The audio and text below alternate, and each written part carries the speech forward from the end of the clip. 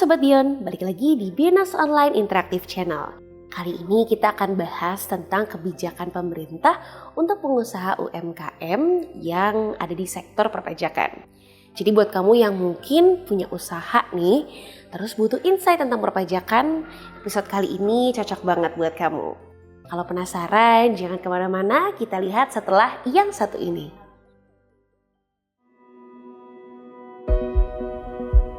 Saya Tommy Kurniawan, anggota DPR RI Komisi 6. Menurut data dari Kementerian Koperasi dan UMKM bahwa di Indonesia ini terdapat 64 juta UMKM yang tersebar di seluruh Indonesia. Dan ke-64 juta UMKM tersebut belum terdata dengan baik di e-commerce maupun di pemesanan makanan secara online. Salah satu cita-cita saya adalah mengimplementasikan sebuah single data system yang baik, tentunya yang berkaitan dengan kehidupan masyarakat sehari-hari. Saya sebagai anggota DPR dan juga seorang pengusaha, saat ini saya sedang membuat startup yang berkaitan dengan UMKM dan juga makanan. Semangat ini memberdayakan dan juga membina masyarakat luas ini sesuai dengan hal yang dijunjung tinggi oleh BINUS sebagai lembaga pendidikan. Nah, tentunya saya juga berharap dapat berkontribusi bagi masyarakat Indonesia pada umumnya dan khususnya bagi UMKM di Indonesia.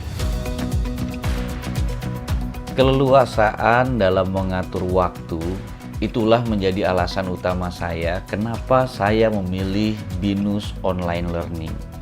Di tengah kesibukan saya sebagai anggota DPR, saya tetap masih bisa mengikuti pelajaran dan juga mengerjakan tugas-tugas kuliah.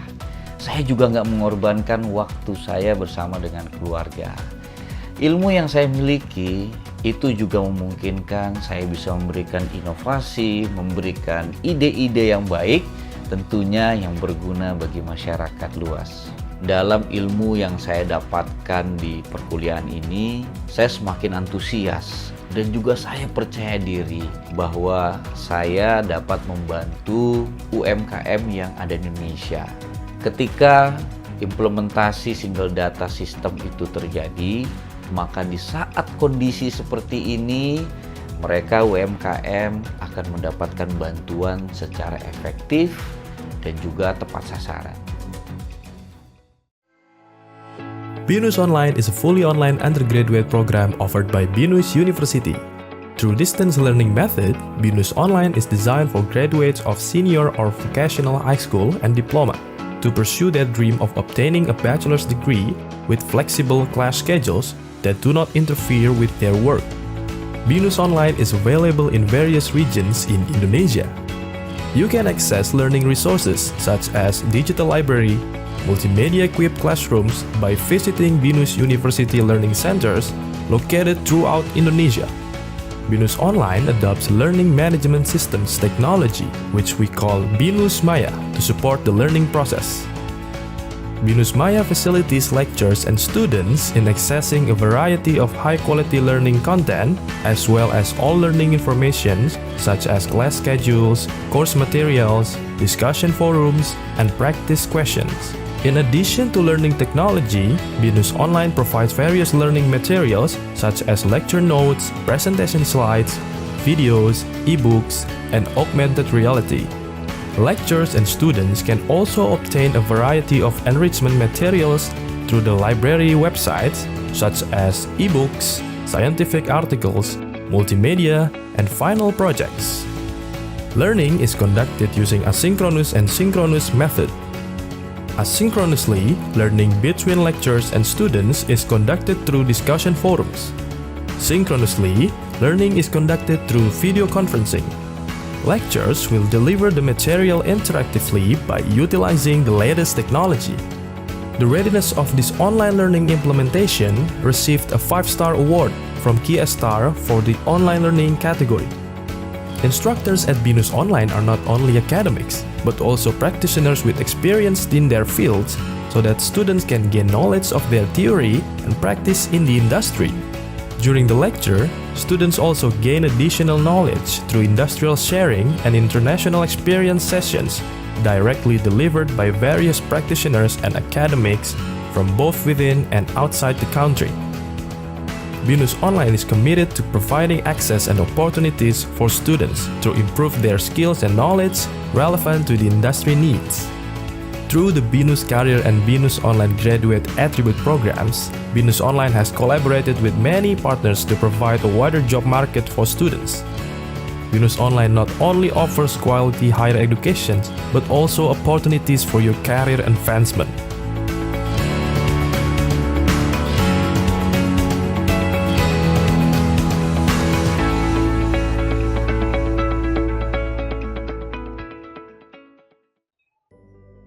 Sebagai warga Indonesia yang berbudi baik dan juga taat, kita tuh wajib untuk bayar pajak.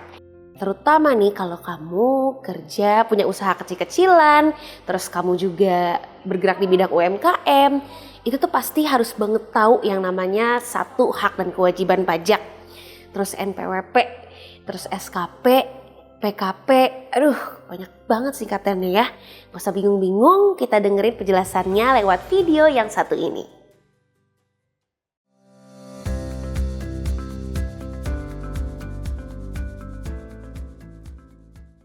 Halo rekan-rekan, apa kabar?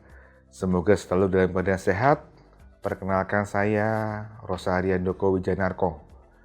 Pada materi taxation ini, kita akan membahas sesi mengenai klasifikasi, prosedur, dan tarif pajak. Nah, klasifikasi pajak, jenis pajak menurut golongannya terbagi dua ya. Pajak langsung yang pertama, itu ialah pajak yang harus ditanggung sendiri oleh wajib pajak dan tidak dapat dibebankan kepada pihak lain. Contohnya adalah pajak penghasilan atau PPh. Misalnya nih, rekan-rekan menerima gaji dari kantor setiap bulan. Nah, gaji rekan-rekan dipotong PPh pasal 21. Nah, dalam hal ini, rekan-rekan harus membayar sendiri PPh pasal 21 berupa pemotongan tersebut dan tidak dapat dibebankan kepada pihak lain. Lalu yang kedua adalah pajak tidak langsung, yaitu pajak yang dapat dibebankan kepada pihak lain. Contohnya ialah PPN atau pajak pertambahan nilai. Misalnya nih, rekan-rekan menjual handphone, rekan-rekan harus menerbitkan faktur pajak dan menambahkan PPN sebesar 11% pada nilai invoice.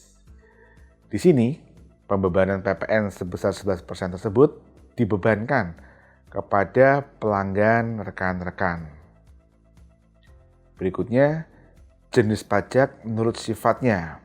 Yang pertama adalah pajak subjektif, yaitu pajak yang pengenaannya memperhatikan keadaan pribadi subjeknya. Contohnya PPh pasal 21, atau sering disebut sebagai PPh orang pribadi. Jadi, semakin kecil pendapatan yang diterima, maka akan semakin kecil pula pemotongan pajaknya. Demikian pula sebaliknya. Yang kedua, pajak objektif, yaitu pajak yang pengenaannya berdasarkan objeknya, tanpa memperhatikan keadaan subjek pajak. Contohnya ialah PPN atau pajak pertambahan nilai.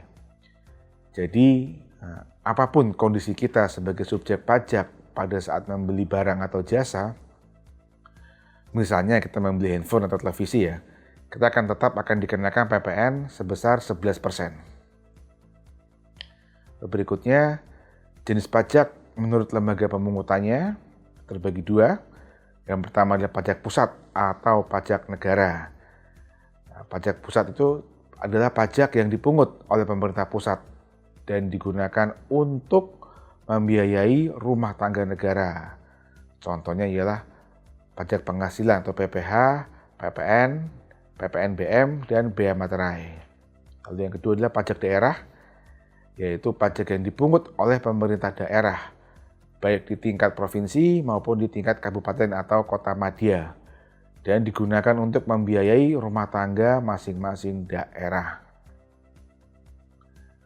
Untuk tingkat provinsi, misalnya pajak kendaraan bermotor, bea balik nama, dan lain sebagainya. Sedangkan untuk tingkat kabupaten atau kota madya itu misalnya adalah pajak hotel, pajak restoran, pajak hiburan, dan lain sebagainya. Untuk prosedur pengumpulan pajak, itu yang pertama adalah stelsel pajak. Dia terbagi 3 ya. Yang pertama nyata atau real, di mana pengenaan pajak didasarkan pada objek yang sesungguhnya terjadi. Yang kedua adalah stelsel anggapan atau fiktif, di mana pengenaan pajak didasarkan pada anggapan yang diatur sesuai undang-undang. Contohnya ialah PPh tahun ini dianggap sama dengan tahun sebelumnya. Yang ketiga atau yang terakhir itu adalah stelsel campuran, yang merupakan kombinasi antara stelsel nyata dan stelsel fiktif atau anggapan. Di mana awal tahun pajak dianggap seperti stelsel anggapan, tetapi pada akhir tahun menggunakan stelsel nyata. Berikutnya, asas pemungutan pajak. Ini terbagi 3 ya. Yang pertama asas domisili, yaitu negara mengenakan pajak pada penghasilan wajib pajak yang berdomisili di wilayahnya, baik memiliki penghasilan di dalam negeri maupun di luar negeri. Yang kedua asas sumber.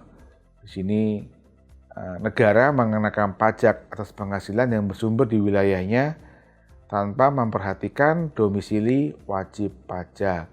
Yang ketiga, asas kebangsaan, di mana negara mengenakan pajak berdasarkan status kewarganegaraan dari subjek pajaknya. Selanjutnya, sistem pemungutan pajak itu ada Official Assessment System. Itu merupakan kewenangan untuk menghitung besarnya pajak ada di petugas pajak. Misalnya, pada saat pemeriksaan pajak, pihak petugas pajak akan menghitung berapa pajak yang seharusnya dibayar oleh wajib pajak. Lalu yang kedua, Self-Assessment System. Dan sistem yang kedua ini, kewenangan untuk menghitung besarnya pajak ada pada wajib pajak itu sendiri. Misalnya PPh tahunan ya, di mana wajib pajak menghitung sendiri berapa pajak terutangnya. Yang ketiga, withholding system, di mana kewenangan untuk menghitung besarnya pajak terutang ada di pihak ketiga. Misalnya PPh pasal 23, di mana pelanggan akan memotong kita dari pembayaran yang dibayarkan, serta memberikan kita bukti potong atas pemotongan tersebut. Nah, dalam menghitung pajak terutang diperlukan 2 unsur, yakni tarif pajak dalam bentuk persentase atau nominal dan dasar pengenaan pajak atau DPP. Nah, tarif pajak itu juga ada beberapa jenis. Yang pertama tarif tetap, yaitu ialah tarif yang jumlah atau nominalnya tetap berapapun besar dasar pengenaan pajaknya, misalnya bea materai. Lalu yang kedua, tarif proporsional. Itu tarif yang persentasenya tetap. Berapapun jumlah DPP-nya, persentasenya akan tetap. Misalnya PPN dengan tarif sebesar 11% dan PPh pasal 26 dengan tarif sebesar 20%, dan PPh pasal 23 ada yang tarif 15% maupun 2% dan lain sebagainya. Yang ketiga, tarif progresif, yaitu ialah tarif yang persentasenya meningkat mengikuti meningkatnya dasar pengenaan pajak. Misalnya PPh pasal 21. Demikian yang dapat saya sampaikan di video ini. Semoga materi ini bermanfaat bagi rekan-rekan semua. Salam sehat selalu. Terima kasih.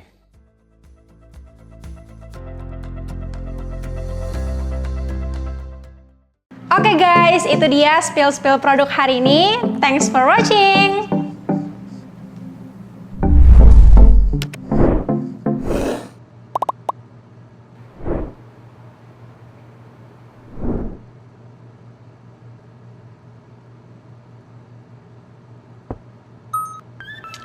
Halo guys, guys, jadi aku mau jelasin ke kalian kalau aku itu kuliah di Binus Online. Kuliah di Binus Online itu benar-benar fleksibel banget. Aku bisa langsung menggeluti bidang yang aku suka, tapi nggak lupa juga sama kuliah.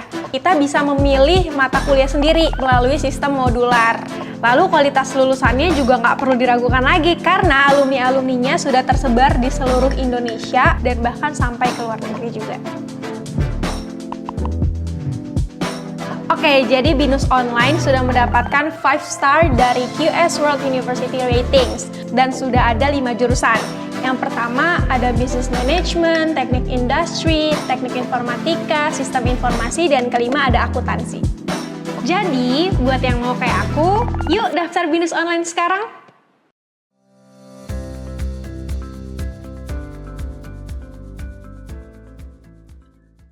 Halo rekan-rekan, apa kabar? Semoga selalu dalam keadaan sehat. Perkenalkan saya, Rosariandoko Wijanarko. Pada materi taxation ini, kita akan membahas sesi mengenai hak dan kewajiban wajib pajak. Nah, yang pertama, apa saja sih yang menjadi hak-hak wajib pajak? Ada banyak, diantaranya mengajukan keberatan dan banding. Lalu yang kedua, memperpanjang waktu penyampaian SPT. Yang ketiga, membetulkan SPT.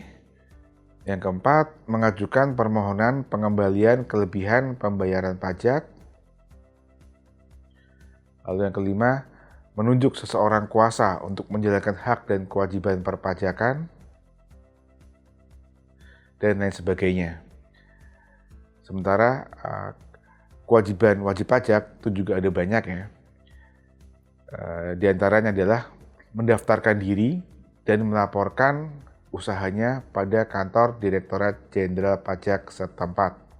Yang kedua, mengisi SPT dengan benar, lengkap, dan jelas dalam bahasa Indonesia dan menggunakan satuan mata uang rupiah. Berikutnya, membayar pajak terutang sesuai dengan peraturan perpajakan. Yang keempat, menyelenggarakan pembukuan atau pencatatan. Kemudian, apabila sedang menghadapi pemeriksaan pajak oleh pihak Fiskus, maka wajib pajak wajib untuk memperlihatkan buku, catatan, dan dokumen yang menjadi dasar dari penyusunan laporan keuangannya. Demikian yang dapat saya sampaikan secara singkat di video ini. Untuk lebih jelasnya mengenai hak dan kewajiban wajib pajak dapat dibaca di lecture note yang terlampir. Semoga materi ini bermanfaat bagi rekan-rekan semua. Salam sehat selalu. Terima kasih.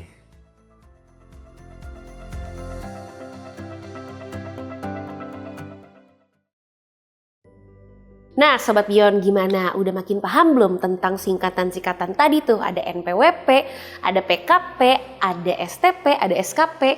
Banyak banget, kita nggak mungkin hafal satu-satu, tapi untung tadi udah dijelasin ya, lewat penjelasan dari SME kita. Nah, daripada kita pusing ngomongin tentang perpajakan, lebih baik nih kita lihat dulu ada update seputar Binus Online. Yuk kita saksikan lewat video yang satu ini.